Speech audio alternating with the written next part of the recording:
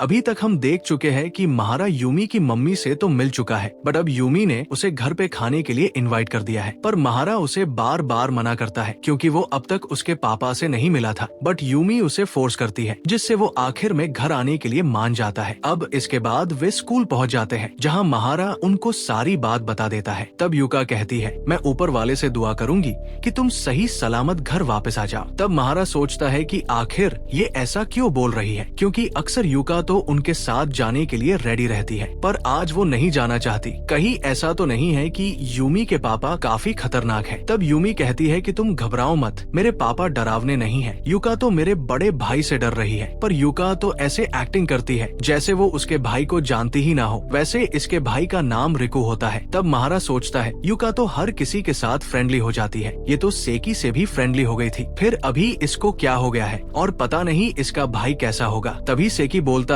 कितनी अच्छी बात है, अभी तुम यूमी के साथ डिनर करने जा रहे हो और क्रिसमस पार्टी में भी तुम उसके साथ रहोगे। तुम तो सच में बहुत ज्यादा लकी हो। तब महारा बताता है कि उसने क्रिसमस पार्टी के लिए रजिस्टर नहीं किया है। तब सेकी कहता है, अगर ऐसी बात है तो हम एक बार मेरी सिस्टर से बात करते हैं, शायद वो इस बारे में कुछ कर पाए। फिर ये लोग स्टूडेंट काउंसिल रूम में चले जाते हैं। यहाँ पर सेकी की बहन कहती है कि ये रूल के खिलाफ है, जिस स्टूडेंट ने पार्टिसिपेट नहीं किया वो उस पार्टी में नहीं आ सकता। वही महारा तो काफी हैरान था कि सेकी की बहन असल में स्कूल प्रेसिडेंट है। फिर सेकी रिक्वेस्ट करता है कि तुम्हें कुछ तो करना पड़ेगा, ये मेरा सबसे अच्छा दोस्त है। तब वो कहती है, वैसे तो मैं रूल के अगेंस्ट नहीं जा सकती, पर हमारा एक स्टाफ मेंबर उस दिन नहीं आने वाला, तो तुम हमारे साथ स्टाफ बनकर चल सकते हो, पर तुम वहाँ पार्टी को एंजॉय नहीं कर पाओगे। हालांकि तुम वहाँ पर खाना खा सकते हो और तुम्हें वहाँ स्टाफ का काम करना पड़ेगा। ये सुन के महारा काफी खुश हो जाता है क्योंकि अब वो फाइनली यूमी के साथ पार्टी में जा सकता है। फिर उसकी बहन महारा की तरफ देखते हुए स्माइल करती है और बोलती है,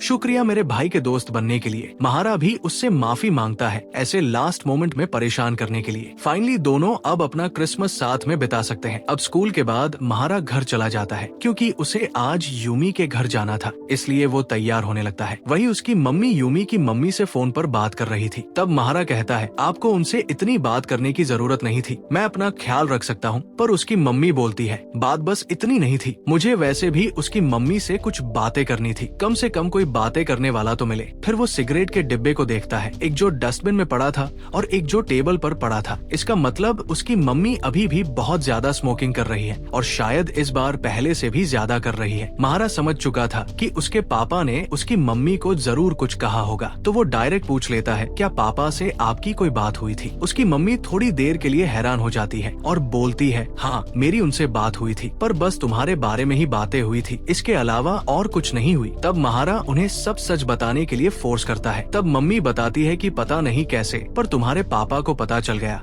कि मैं ऑफिस में कुछ ज्यादा ही काम कर रही हूँ, इतना कि मेरी आंखों के नीचे डार्क सर्कल आ गए और मैं फिर से स्मोकिंग शुरू कर चुकी हूँ, तो उन्होंने मुझे बहुत ज्यादा सुनाया। तब महारा सोचता है, मम्मी ने पापा को नहीं बताया था कि उनका काम काफी हार्ड होता है, जिससे पापा ने कहा है कि तुम हमारे बेटे पर इतना बर्डन मत डालो। फिर महारा कहता है, आप पापा की बातों को इतना सीरियसली मत लो, वो अब हमारे परिवार का हिस्सा नहीं है। तब मम्मी कहती है, सच्चाई तो ये है कि तुम्हारे पापा मुझे महीने के इतने पैसे देते हैं कि जिससे हमारा घर आराम से चल जाएगा। ये सुनकर महारा को थोड़ा अजीब लगता है। वो पूछता है कि अगर पापा इतने पैसे देते हैं तो मम्मी इतना ओवरटाइम क्यों करती है? तब मम्मी बताती है, मेरे लिए ये काफी गर्व की बात है, तुम्हारे पापा ने मुझे डिवोर्स दिया तो मैं उनके पैसों पर पलना नहीं चाहती थी। मैं चाहती थी कि मैं खुद काम करूँ, अपना और तुम्हारा खर्चा खुद उठाऊं, और इससे मेरा ध्यान भी बढ़ जाता है। पर अब लगता है कि मेरी जिद की वजह से तुम्हें काफी प्रॉब्लम हुई है, जिससे तुम्हें अकेला रहना पड़ा, और वैसे भी अब हम तीनों फिर से साथ में नहीं हो सकते, पर मैं कोशिश करूंगी कि मैं तुम्हारे साथ ज्यादा टाइम स्पेंड करूं। उनकी बातें अब खत्म हो जाती है। इसके बाद महारा यूमी के घर के लिए निकल जाता है। वहाँ यूमी के मम्मी उसका वेलकम करती है। महारा उन्हें एक गिफ्ट देता है जो उसकी मम्मी ने दिया था। फिर वो अंदर जाने लगते हैं। तब महारा देखता है कि यूमी के पापा के शूज भी यही है, जिससे उसकी हार्ट बीट बढ़ जाती है। तब यूमी कहती है, लगता है तुम कुछ ज्यादा ही ही नर्वस हो, तुम्हें लंबी सांसें लेनी चाहिए वरना हार्ट अटैक आ जाएगा।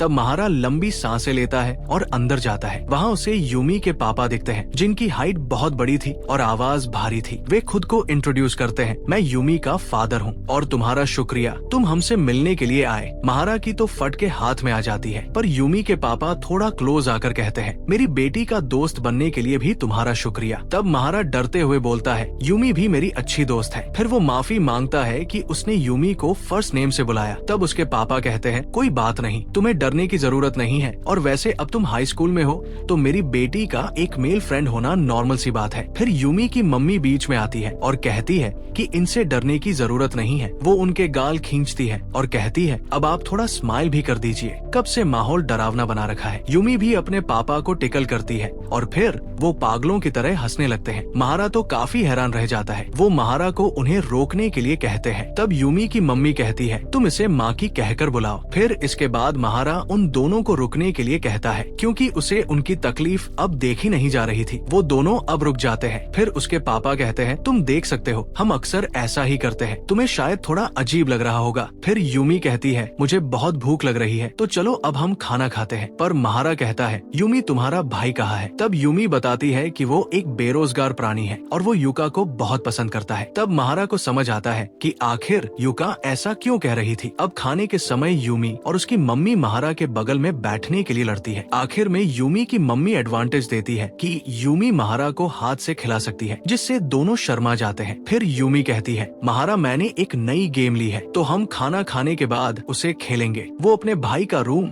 और गेमिंग कंसोल यूज करने के लिए कहती है, पर उसका भाई मना करने लगता है। तब यूमी कहती है, तुम्हें थोड़ा बाहर भी घूम लेना चाहिए, जरा अपनी हालत देखो, कितने अजीब लग रहे हो। वो उसे बाहर जॉब ढूंढने के लिए कहती है। उसका भाई थोड़ा गुस्सा हो जाता है। फिर पापा भी उसे काफी सुनाते हैं और मंडे को जॉब ढूंढने के लिए कहते हैं, जिससे वो चुपचाप बैठ जाता है। तभी महारा अचानक से रोने लगता है। सब लोग थोड़े हैरान हो जाते हैं। फिर महारा फ्लैशबैक में अपना पुराना परिवार याद करता है, जब उसके मम्मी पापा साथ में रहते थे। वो उस टाइम काफी खुश था। वो बताता है कि शुरू में हम सब साथ में खाना खाते थे, हंसते खेलते थे, पर फिर जब मैं बड़ा हुआ तो हमने साथ खाना कम कर दिया। उसके पापा लेट आने लगे थे। वो अपनी मम्मी से पूछता है कि पापा कब तक आएंगे। मम्मी कहती है, वो अपने काम में काफी बिजी है, तो थोड़ा इंतजार कर लो। पर महारा को काफी भूख लगी थी, पर मम्मी उसे वेट करने के लिए कहती है। फिर इसके बाद से बस हम दोनों ही खाना खाने लगे और अब मम्मी भी थोड़ी परेशान होने लगी थी। मुझे लगने लगा था जैसे हम दोनों के बीच में दीवार आ गई है। फिर उनके डिवोर्स के बाद सब बदल गया और बस मैं अकेला ही खाना खाने लगा। वो काफी ज्यादा रोने लगता है और उठकर बाहर भाग जाता है और कहता है, पता नहीं मैंने ऐसा क्यों किया। यूमी की फैमिली के सामने मुझे ऐसा नहीं करना चाहिए था। मैं अब काफी बड़ा हो गया हूँ, मुझे ऐसे बच्चों की तरह नहीं रोना चाहिए। पता नहीं क्यों मुझे भी महारा की हालत देखकर रोना आ गया। तभी यूमी भागते हुए उसके पास आती है। तब महारा कहता है, मैं थोड़ी देर में आ जाऊंगा, तो तुम वापस चली जाओ। तब यूमी गुस्सा होते हुए कहती है, मैं अपने दोस्त को इस हालत में कैसे छोड़ सकती हूँ। पर महारा फिर से भाग जाता है। यूमी भी उसके पीछे भागती है और उसे हग कर लेती है और कहती है, चलो अब मेरी तरफ देखो। फिर वो उसे गले लगा लेती है। तब महारा कहता है, मैं सच में पागल हूँ, एक हाई स्कूल का लड़का होकर रो रहा हूँ। तब यूमी कहती है, हम अभी भी बच्चे हैं, तो तुम्हें शर्मिंदा होने की जरूरत नहीं है। यहाँ कोई भी तुम्हारा मजाक नहीं बनाने वाला, तो तुम अब चिंता मत करो। महारा उसे थैंक्स बोलता है। अब इसके बाद दोनों घर आ जाते हैं। यूमी उसे कमरे में ले जाती है और अपनी गोद में सिर रखकर सुलाती है और कहती है, अब तुम सब भूल जाओ, जब तक मैं तुम्हारे साथ हूँ तो तुम बस खुश रहो और आराम से सो जाओ। महारा सोने लगता है। यूमी कहती है, मैं तुम्हें हमेशा प्यार करूंगी, तो तुम चिंता मत करना। अब सुबह महारा की आँख खुलती है तो यूमी उसके सामने होती है। महारा उससे टाइम पूछता है। तब यूमी कहती है, अभी सुबह के 8 बजे हैं। तब महारा कहता है, अगर तुम जल्दी उठ गई थी तो तुमने मुझे जगाया क्यों नहीं। तब यूमी कहती है, मुझे तुम्हें सोते हुए देखकर काफी अच्छा लग रहा था, इसलिए नहीं जगाया।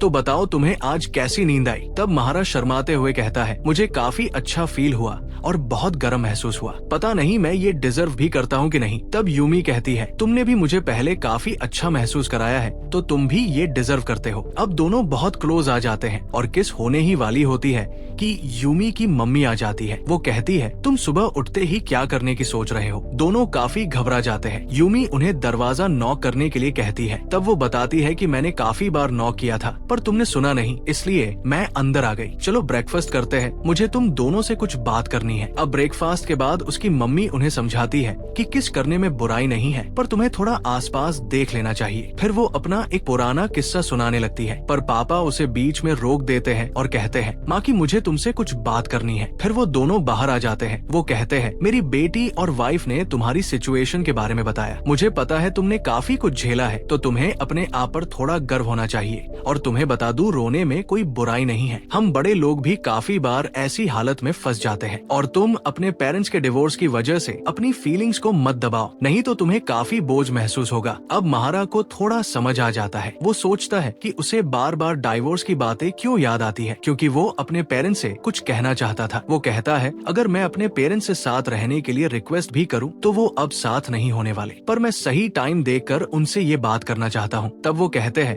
जैसा कि तुमने कहा कि वो साथ नहीं आने वाले, पर तुम उनसे अपनी दिल की बात कहकर अपना बोझ हल्का कर सकते हो, इसलिए तुम्हें जो ठीक लगे तुम्हें वही करना चाहिए। अब महारा अपने घर आ जाता है, जहाँ वो अपनी पुरानी एल्बम देखता है। शायद उसकी मम्मी उसे देख रही थी। फिर महारा भी फोटो देखने लगता है और फिर से रोने लगता है और कहता है, काश सब पहले जैसा हो जाए। फिर वो सोचता है कि क्रिसमस के दिन, जिस दिन डिवोर्स को 1 साल पूरा होगा, वो उस दिन उनसे बात करेगा। फिर वो किसी को मैसेज करता है, क्या मैं तुम्हारी हेल्प ले सकता हूँ? और बस यहीं पर ये एपिसोड खत्म हो जाता है। ये एपिसोड मुझे काफी ज्यादा इमोशनल लगा। आप लोग इस बारे में क्या सोचते हैं? कमेंट में जरूर बताना। वैसे इसके अगले एपिसोड के लिए कौन कौन एक्साइटेड है?